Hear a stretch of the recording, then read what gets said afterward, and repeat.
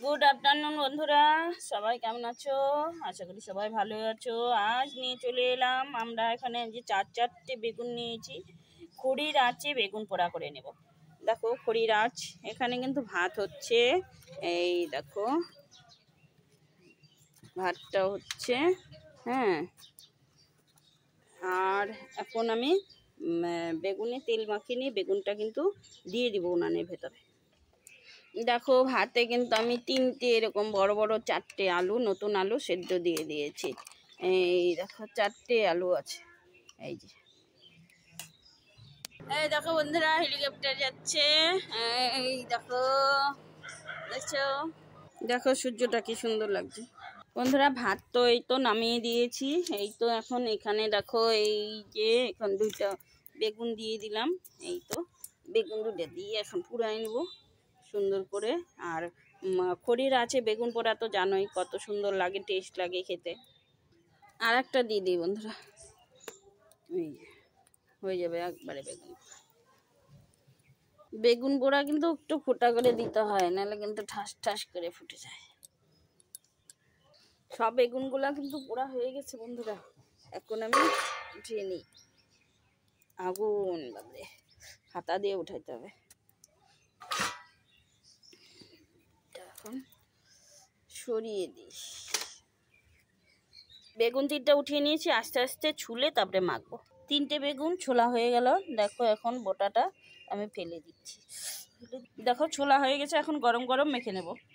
গরম গরম এই যে বেগুন পোড়া, কাঁচা লঙ্কা, তেল, লবণ দিয়ে মাখা। এই যে গরম গরম বেগুন পোড়া। এই তো গরম গরম বেগুন পোড়া। আর আজকে ভাত, ডাল, তরকারি, মাংস। জল দাও তো। গরম গরম ভাত, গরম গরম বেগুন পোড়া ভাত। এই যে দাদা খাচ্ছে, মা খাচ্ছে, সবাই খাচ্ছে। আর এই যে আলু, আলু চোখা আজকে, মানে আলু মাখা, একদলা করে আলু মাখা। এই যে দাদাকে দিয়ে দিলাম, মাকে দেব। বাবা খাবা? খাবে না বাবা? হ্যাঁ,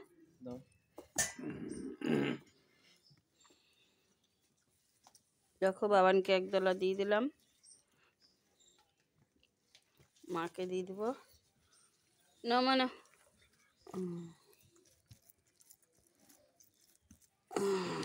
মাকে দিয়ে দিলাম। বলো বেগুন পোড়া ভাত কেমন লাগলো গরম গরম? খুব ভালো লাগলো। আজকে খাওয়া দাওয়া এই পর্যন্তই বন্ধুরা। দেখো আজকে আমরা করব গরম গরম ভাত। এই দেখো ভাত আমাদের ফুটে গেছে, তার সঙ্গে করব বেগুন পোড়া। এই দেখো কি ভোটকা ভোটকা দুইটা আমি ধরে দিয়েছি। এই ভোটকা ভোটকা দুইটা দিয়েই মানে ভাত হয়ে গেল। এগুলা তো কাটতে পারি না, কি করব, এরকম ভাবেই ধরে দিই। এই দেখো ভাত আমাদের ফুটে গেছে। আর করব দেখো, এখানে এটা দিয়ে নিয়েছি, কারণ কি হাওয়া তো লাগে না, এই জন্য এটা দিয়ে বাউন্ডারি। আর এখানে আছে দেখো, এখানে তো ভাতটা হচ্ছে। আর তো দেখো এখানে এই যে চারটে বেগুন নিয়েছি, এই বেগুন আজকে পোড়া করব। পোড়া বেগুন পোড়া আর ভাত।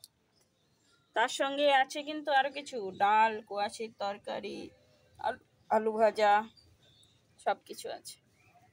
নমস্কার বন্ধুরা, সবাইকে স্বাগত জানিয়ে আমি আমার আজকের রেসিপি শুরু করছি। দেখো আজকে নিয়েছি এখানে, দেখো টাটকাটা একদম পালং শাকগুলো দেখো কি মোটা মোটা না, এই দেখো গাছগুলো। এই পালং শাক দিয়ে আমি আজকে করব পালং শাকের রেসিপি। আর করব দেখো এখানে বেগুন নিয়েছি, কোয়াশ নিয়েছি, টমেটো আর পনিরের রেসিপি করব। একসঙ্গে দুটো রেসিপি করো। তো চলো বন্ধুরা, আজকে এখন কেটে বেছে ধুয়ে নিই। ধুয়ে নিয়ে তারপর এখন রেসিপিটা শুরু করি। পনির কেটে নিয়েছি, আলু, টমেটো, লঙ্কা নিয়ে নিয়েছি, পালং শাকের জন্য আলু কেটে নিয়েছি। এখন বেগুন, কোয়াশ আর দেখো পালং শাকগুলো কেটে নেব ভাজার জন্য। এখন তেল দিয়ে দিয়েছি, এখানে ভাতটা বসিয়ে দিয়েছি। এখন পনিরটা ভেজে নেব, আস্তে আস্তে দিয়ে দিব, একটু লবণ হলুদ দিয়ে ভেজে নেব। সবগুলো পনির দেওয়া হয়ে গেল। সামান্য একটু হলুদ দিয়ে দিলাম। লবণ দিয়ে দিলাম, আস্তে আস্তে সবগুলো উল্টিয়ে দিলাম। চিনি দিয়ে দিব, জলে লবণ আর চিনি দিয়ে ভিজিয়ে দেবো। চিনি লবণ দিয়ে একটু ফুটে নিলাম। এখন পনিরটা উঠিয়ে দিচ্ছি। কালারটা বেশ সুন্দর হয়েছে। পনিরগুলো সব উঠিয়ে দেওয়া হয়ে গেল। এখন আলুগুলো ভেজে নেব। তেল দিয়ে দিয়েছি, তেলে এখন আলুগুলো ছেড়ে দিচ্ছি একে একে। ওদিকে ভাতটা ফুটে গেছে, ভাতটা আমি উপর দিয়ে দিই, ততক্ষণে আলুগুলো ভেজে নিই। একটু বেশি করে আলু দিয়ে আর কি পনির করবো। আলুটা খেতে আমাদের বাড়িতে সবাই ভালোবাসে। লবণ দিয়ে দিই, সামান্য একটু হলুদ দিয়ে দিই, এখন নেড়ে দিই। নেড়ে দিয়ে ঢাকা দিয়ে দিই। একটু কম তেলে আজকে করবো ভাজা আলুটা। ঢাকা দিয়ে দিই।